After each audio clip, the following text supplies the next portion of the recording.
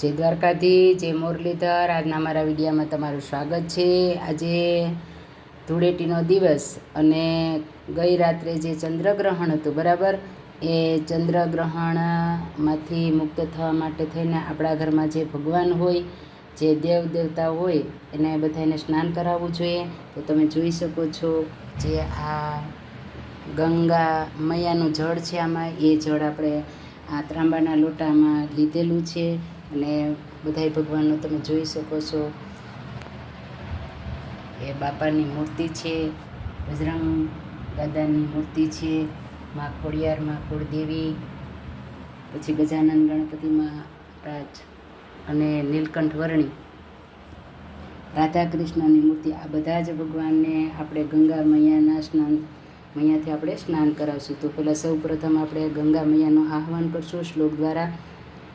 ગંગે ચ યમુને ચ ગોદાવરી સરસ્વતી સરયુ, બધા જ નદીઓના જળ ભગવાનના સ્નાનમાં પધારજો।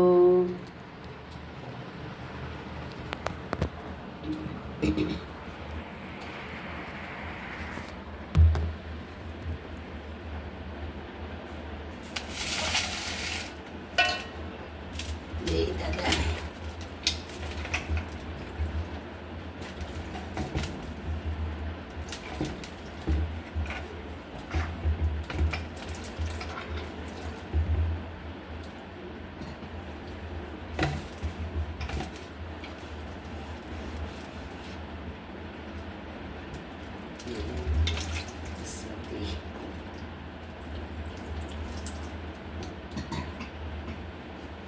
સરસ મજાના કોટનના રૂમાલથી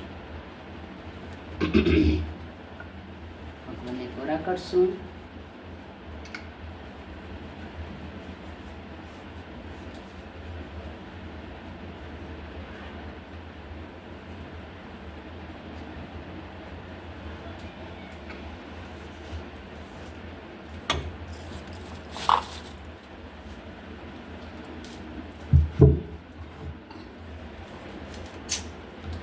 તમે જોઈ શકો ભગવાનને પોતાના સ્થાન ઉપર આપણે બિરાજમાન કર્યા છે। તેવી જ રીતના બધા જ ભગવાનને આપણે સ્નાન કરાવી અને હરે કૃષ્ણ કૃષ્ણ કૃષ્ણ હરે હરે, હરે રામ રામ રામ હરે હરે, હરે કૃષ્ણ કૃષ્ણ કૃષ્ણ હરે હરે, હરે રામ રામ। આ તમે જોઈ શકો છો રુદ્રાક્ષનો પારો, એ રુદ્રાક્ષનો સામાન્ય પારો નથી। રુદ્રાક્ષના પારામાં ભગવાન શિવલિંગ છે અને આ ભગવાન શિવ એ અમારા ઘરમાં બિરાજમાન છે। બીજા બે રુદ્રાક્ષના પારા છે બરાબર। બધા ભગવાનને આપણે ગંગા મૈયાના પવિત્ર જળથી આપણે સ્નાન કરાવી અને હવે તમે જોઈ શકો છો કે બધા જ ભગવાનને આપણે પોતપોતાના સ્થાન ઉપર પાછા ફરી વખત બિરાજમાન કરેલા છે।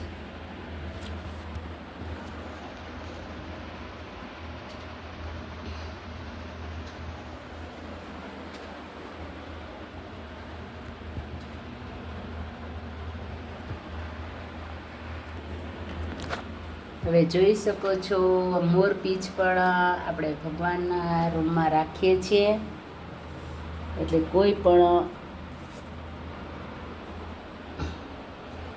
હવે જો બધા જ ભગવાનને સ્નાન કરાવી ને ફરી વખત પોતાના સ્થાન ઉપર બિરાજમાન કરેલા છે।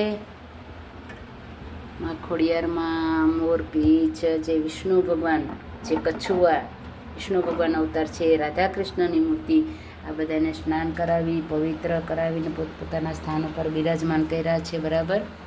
હવે આપણે તમે જોઈ શકો છો માતા લક્ષ્મી એ પણ અમારા ઘરમાં બિરાજમાન છે।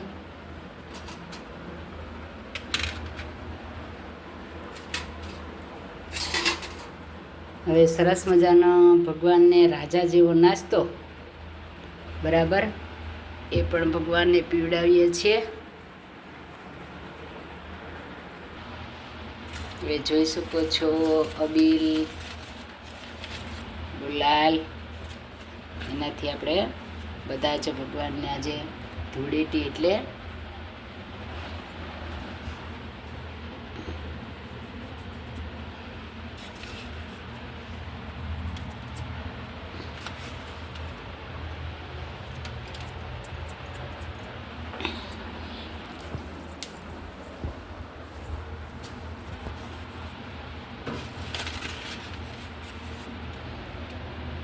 ભગવાન સાથે હોળી રમશું. બરાબર.